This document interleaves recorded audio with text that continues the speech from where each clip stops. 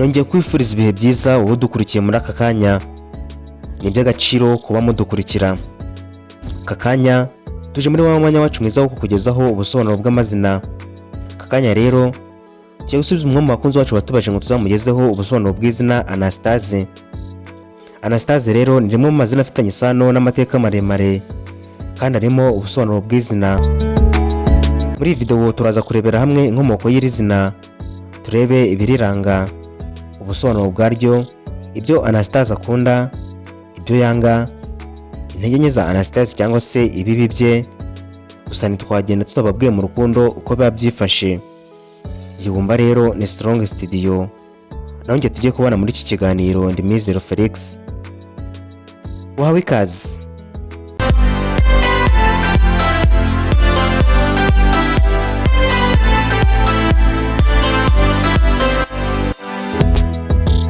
Izina Anastase rikomoka ku rurimi rw'Ikigiriki, rituruka ku ijambo Anastasis risobanura kuzuka, kubaho bundi busha cyangwa intangiriro nshya.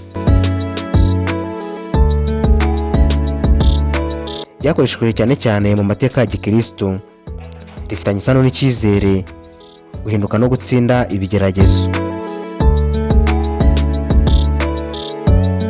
Iri zina rero ryagiye rikoreshwa cyane cyane mu bihugu byinshi by'i Burayi no muri Afurika, cyane cyane mu bantu bafite imyemerere ya Gikristo. Dore rero ubusobanuro bw'izina Anastase.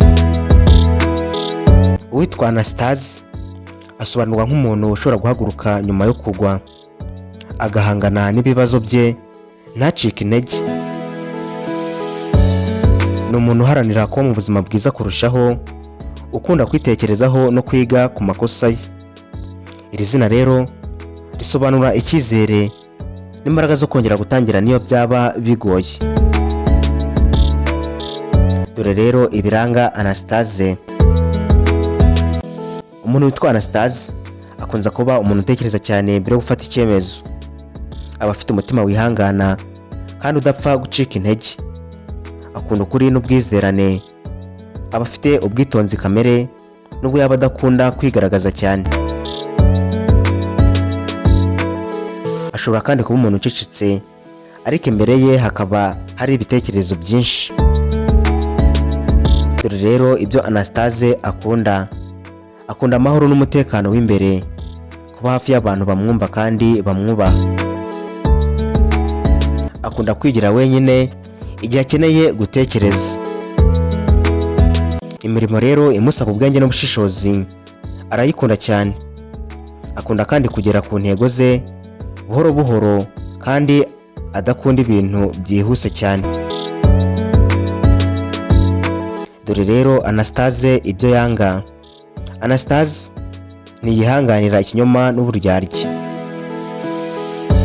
Yanga abantu bamuhatira ibintu adateguye, urugomo nk'akavuyo, gutishwa agaciro cyangwa kwitabwaho bitanozwe. Dore rero intege nke za Anastase cyangwa se ibibi bye. Nubwo afite byinshi byiza, ariko Anastase aba afite intege nke nko gutekereza cyane bikamubangamira. Hari igihe yifungirana mu marangamutima ntagaragaze ibimubabaza. Ashobora gutinda gufata icyemezo kubera gushaka ko byaba byiza cyane. Hari n'igihe ashobora kugaragaza nk'utaryohewe n'ibikorwa bye mu biganiro n'abantu atazi neza. Dore rero mu rukundo uko Anastase yitwara. Mu rukundo ni umuntu wizerwa cyane iyo akunze. Ntiyihutira gukunda, ariko iyo abikoze abikora byimbitse. Akunda urukundo n'ubwumvikane butuje, kandi ashobora kubangamirwa n'uwo bakundana kubera kugaragaza amarangamutima ye kenshi. Akeneye umukunzi umwihanganira kandi umwumva. Mu gusoza, izina Anastase ni izina ry'umuntu ufite imbaraga zidasanzwe zo kongera guhaguruka mu gukomeza urugendo rwe. Iri zina rero rerekeza ubwenge, ukwihangana n'icyizere. Umuntu witwa Anastase aba afite urugendo rwe rwihariye rurangwa no gushaka amahoro, ukuri n'ubuzima bufite icyerekezo. Ngaho rero ngubwo ubusobanuro bw'izina Anastase. Nawe niba ari izina wifuza ko tugusobanurira, uze kutwandikira muri comment maze tuzari gusobanurire. hagati aho rero ntugende udakoze subscribe, ukore like, utere na comment, ukore no kunzogera kugira ngo ujye wakira ibiganiro byacu mu ba mbere. Ni nuko dusoje, ari nako tugushimira cyane we twari kumwe nk'ibisanzwe. Mwari kumwe nanjye Mizero Felix, mukomeze kugira ibihe byiza, turabakunda, naho ubutaha, Imana ibarinde, bye.